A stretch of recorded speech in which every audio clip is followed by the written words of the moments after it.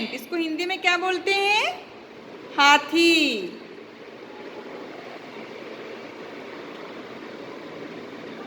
देखा?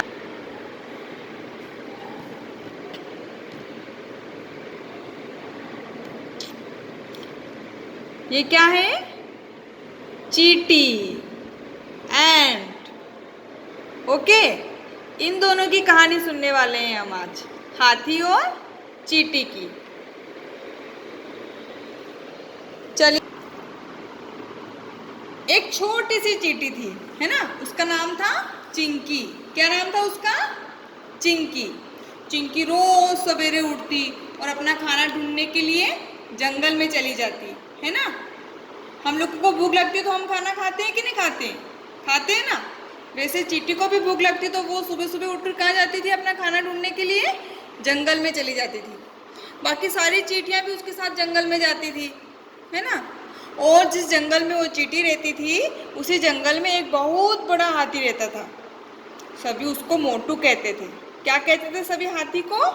मोटू। मोटू दिन भर जंगल में घूमता रहता, कभी किसी जानवर को परेशान करता तो कभी किसको परेशान करता, कभी पेड़ पौधे उखाड़ देता तो कभी लंबी सूंड में पानी भरता और नहाता, है ना। इस प्रकार जो वो मोटू था ना, मोटू हाथी, वो सभी को बहुत परेशान करता था। कभी दूसरे जानवरों को पानी में भिगोता तो कभी चींटियों को मसल देता था, है ना। इसलिए सभी मोटू से बहुत ही परेशान थे। यहाँ तक कि दूसरे हाथी भी उससे परेशान थे। सभी को स्टोरी ध्यान से सुनना है, आपको बहुत मजा आएगा, है ना। तो वो जो हाथी था ना, वो सभी को बहुत परेशान करता था, है ना। दूसरे हाथी भी उससे बहुत परेशान थे। कभी किसी के ऊपर सूंड में पानी भर के फेंकता था, कभी किसी को पानी नहीं पीने देता था, जो छोटी छोटी चींटियाँ होती उनको मसल देता था, है ना। तो इससे सब परेशान होते थे। चिंकी चींटी ने भी मोटू हाथी के सारे कारनामे सुन रखे थे। जो चींटी थी ना, चिंकी, उसने भी सुन रखा था कि मोटू नाम का जो हाथी है वो बहुत ही खराब है, वो बहुत परेशान करता है सबको।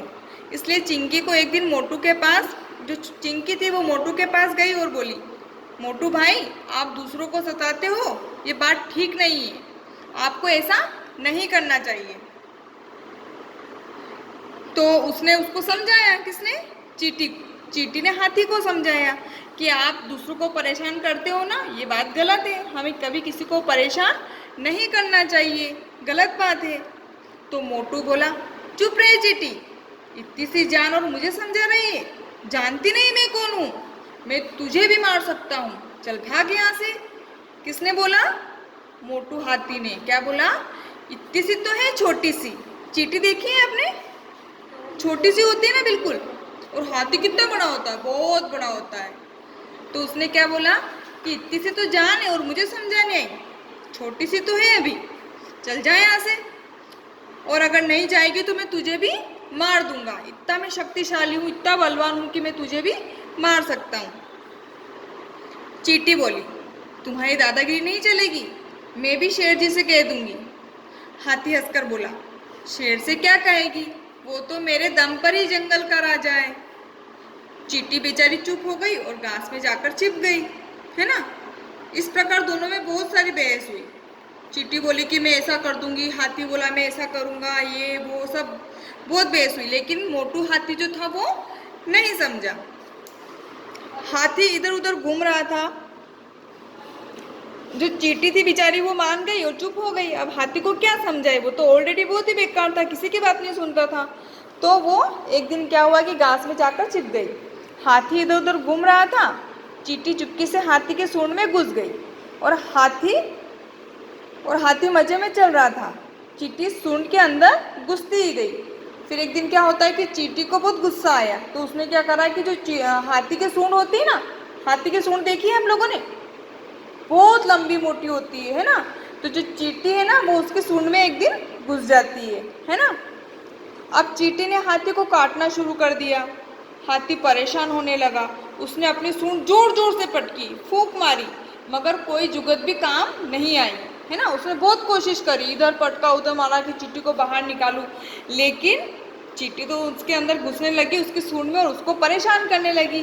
क्यों? क्योंकि चींटी उसको सबक सिखाना चाहती थी। तो फिर उसने क्या करा कि बहुत कोशिश करी, बहुत उठापटक करी, लेकिन फिर भी कुछ कुछ नहीं हुआ हाथी से। लेकिन और उसने जितना भी कोशिश करा, लेकिन चींटी ने तो काटना बंद नहीं करा, है ना। चींटी काटती गई काटती गई। अब हाथी ने चीखना शुरू कर दिया। क्या हुआ, हाथी परेशान होने लगा, है ना, तो उसने चिंगाड़ना शुरू कर दिया। तब चींटी बोली, आया मजा बच्चू, अब आया तेरे को मजा, अब क्यों रोते हो, आई तेरे को नानी याद, है ना। पहले तो किसी की बात नहीं सुन रहे थे, दूसरों को बहुत परेशान कर रहे थे, लेकिन अब पता चल रहा है कि दूसरों को परेशान करना कितनी गलत बात होती है। अब तेरे को नानी याद आ रही है।